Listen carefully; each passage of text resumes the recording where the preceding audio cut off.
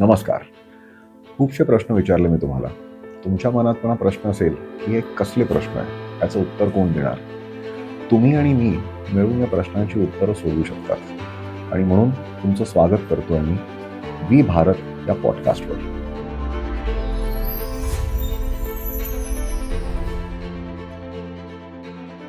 मी निखिल जी कामत तुमचं स्वागत करत आहोत वी भारत या पॉडकास्टमध्ये. सर्वात अगोदर तुम्हा सर्वांना गणतंत्र दिवसच्या हार्दिक शुभेच्छा.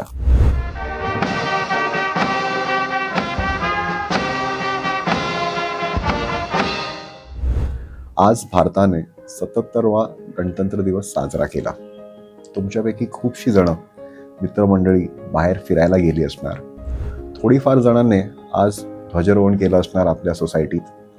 थोडेफार लोकांनी बहुधा सेल्फी काढले असणार आपल्या तिरंगावर.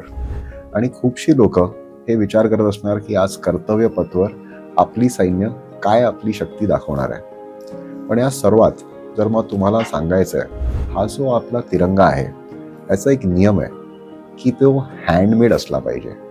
आणि त्या काळापासून लोकांच्या मनात हा विचार होता की आपल्या देशाला कसं स्वावलंबी बनवायचं. आपण खरंच देशभक्त आहोत का, किंवा साहजिकपणे थोड्या फारशा दिवसांसाठी देशभक्त होतो?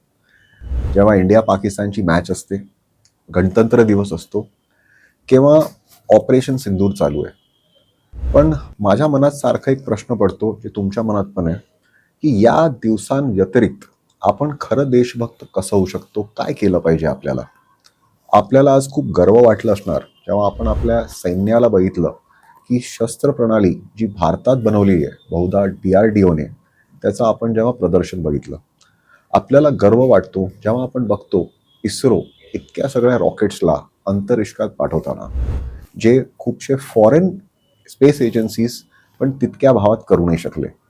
पण हाच मनात आपला प्रश्न आला पाहिजे की जेव्हा आपलं सैन्य, आपले सायंटिस्ट जेव्हा स्वदेशी इतक्या वस्तू बनवून किंवा निर्माण करू शकतात, आपण त्यांचा वापर का नाही करत आपल्या रोजच्या जीवनात?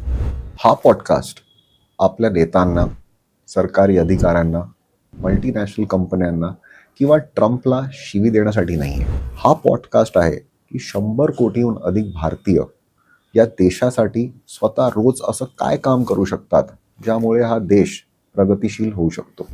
लहानपणापासून मी हा शब्द ऐकलाय, फॉरेन. कोणतरी फॉरेन रिटर्न होता, कोणतरी फॉरेनच्या गाडीमध्ये फिरतो, कोणतरी फॉरेन चॉकलेट्स घेऊन येतो, किंवा कोणतरी फॉरेन कपडे घालून फिरतो. फॉरेन हा शब्द सारखा ऐकला की आपल्यावर असं वाटतं की कोणीतरी वर्चस्व दाखवलंय. आणि त्या काळात बहुतेक फॉरेन वस्तू आपल्या वस्तूंत जास्त वर्चस्व असायचा. पण आजच्या काळात ते नाही आहे. आपल्याकडे खूपसे असे पदार्थ आहे, प्रोडक्ट्स आहे, कंपनी आहे, जे ॲक्च्युली त्या पातळीवर आहे ज्याच्यावर विश्वाच्या सगळ्यात बेस्ट कंपन्या असतात.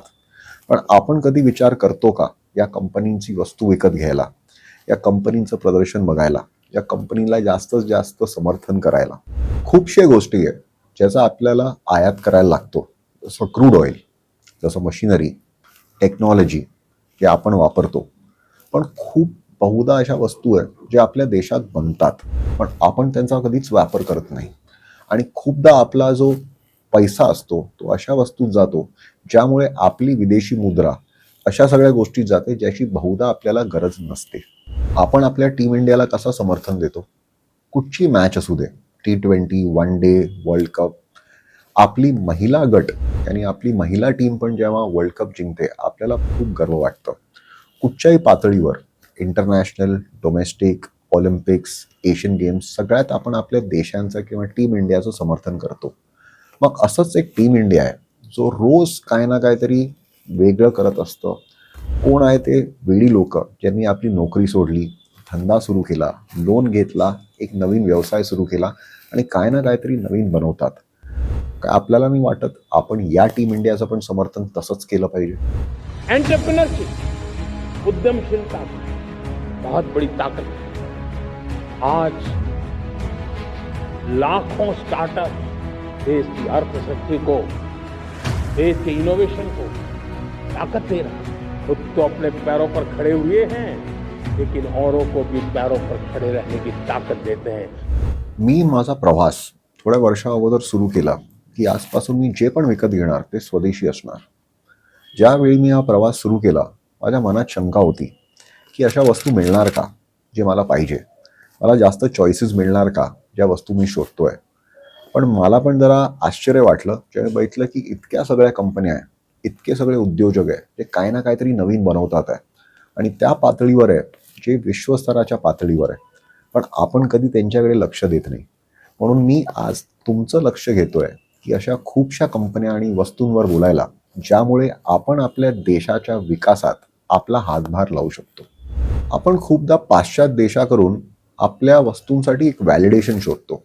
जसं थोड्या दिवसा अगोदर आपल्याच महाराष्ट्रातील कोल्हापुरी चप्पल जेव्हा एका मॉडेलने घातली आणि एका रॅम्पेवर चालली, आपल्याला खूप मोठा गर्व वाटला.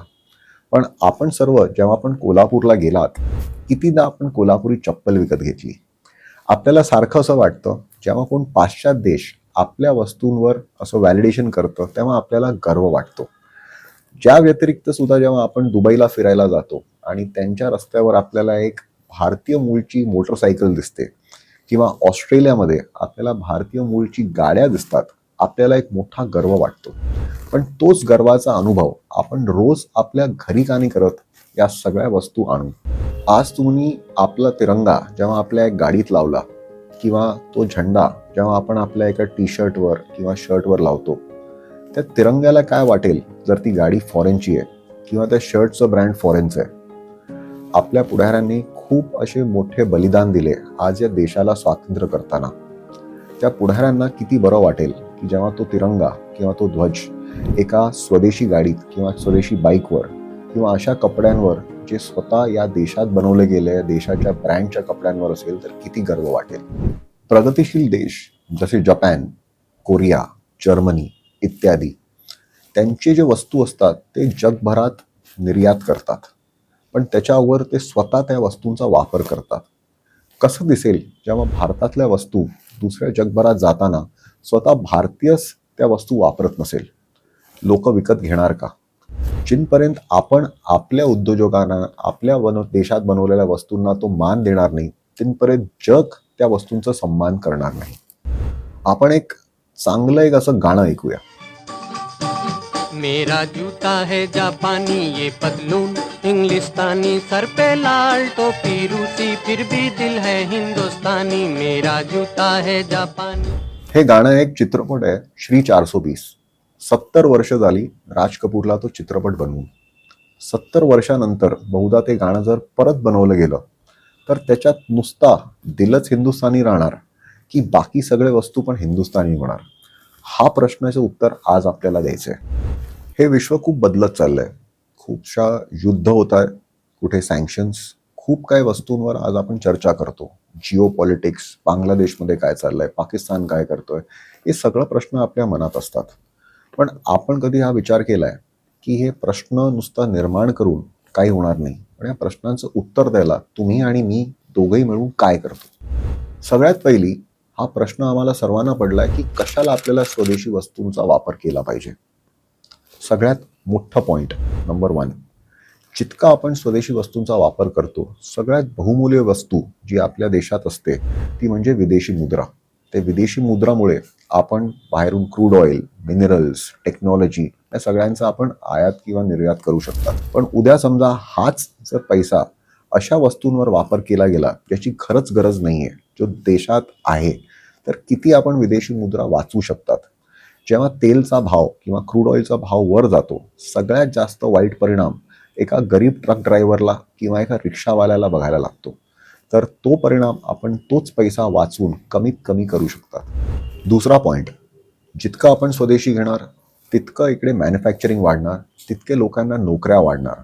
जितकं नोकऱ्या वाढणार तितकं लोकांचं वेतन राहणार. ज्या लोकांकडे एक स्थिर वेतन असतं तो माणूस स्वतःच्या मुलांना शाळेत पाठवतो, खर्च करायला त्याच्याकडे खूप असतं आणि तो पुढचं आयोजन किंवा योजना बनवू शकतो. आणि यामुळे खूपशी लोक जे गरिबीतून आहे ते वर येऊ शकतात. तिसरा पॉइंट, स्वावलंबन. स्वतःच्या देशाला जर आपल्याला स्वावलंबी बनवायचं आहे तर सगळ्यात जास्त वस्तू आपल्या देशातच बनले पाहिजे. आपण कोविड बघितलंय. कोविडच्या काळी जर आपल्या देशाकडे ती क्षमता नसती वॅक्सिन बनवायची, तर आपला देश कुठच्या ना तरी दुसऱ्या देशाकडे घाण टाकला गेला असता. आणि तेच वाचवण्यासाठी पुढे कधीही अशी संभावना झाली तरी आपला देश तितकंच स्वावलंबी असला पाहिजे की आपल्याला कुठच्याही विदेशी ताकदांच्या समोर कधी पण झुकायला नाही झालं पाहिजे.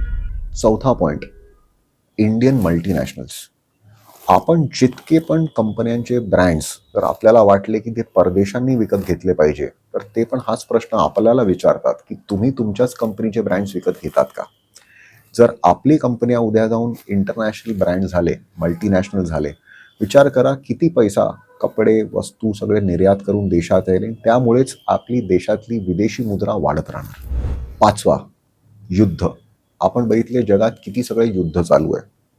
उद्या देव न करो पण आपल्या देशालाही युद्ध ह्याचा सामना करायला लागला, अशा कुठच्या कंपन्या आहे जे आपल्या देशाला पाठिंबा देणार? कुठच्या अशा कंपन्या आहेत जे आपल्या देशासाठी उद्या त्यांच्या फॅक्टऱ्या ओपन करून देणार की देशासाठी तो कामी येऊ सको? आणि हा प्रश्न आपल्यासाठी नाही, आपल्या पुढच्या पिढींना पण हा प्रश्न पडणार. पुढच्या येणाऱ्या खूपशा एपिसोड्समध्ये मी तुम्हाला आणि आपण दोघेही मिळून खूपशा अशा कंपन्याबद्दल, ब्रँड्सबद्दल बोलणार जे स्वदेशी आहे. यामुळे जास्तीत जास्त लोकांकडे त्या कंपन्याबद्दल, त्या प्रोडक्ट्सबाबत माहिती पोचवणार. आणि तुम्ही आणि मी या जर्नीमध्ये एकत्र आहात.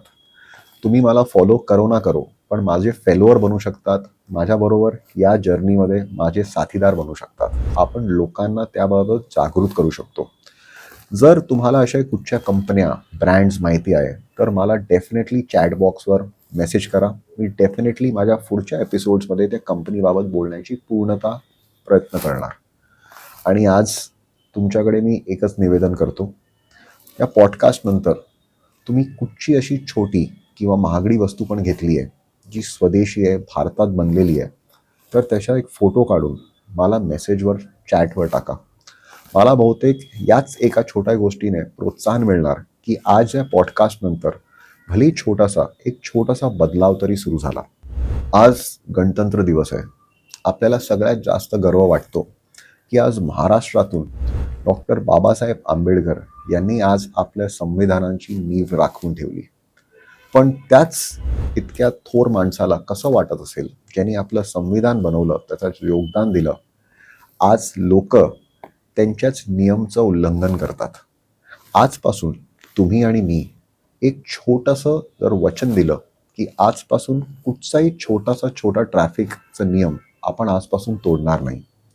बाजूच्यांना तोडू द्या, पण आपण बाबासाहेब आंबेडकर आणि या संविधानासाठी एक अशी श्रद्धांजली सुरू करू आणि एक नया प्रवास असा सुरू करू ज्याच्यात नियम सगळ्यात पहिली आपण एकमेकांबरोबर पाळणार. याबाबतच मी तुमचा सर्वांचा निरोप घेतो. सर्वांना धन्यवाद की तुम्ही तुमचा बहुमूल्य समय दिला. आणि पुढे जाता खूपशा एपिसोड्समध्ये मी पूर्णपैकी प्रयत्न करणार की अशा नवीन वस्तू तुमच्यासाठी सादर करू ज्यामुळे तुमचा, माझा आणि या देशाचा एकत्र विकास होऊ शकतो. याबरोबरच तुमचं निरोप घेता. जय भारत.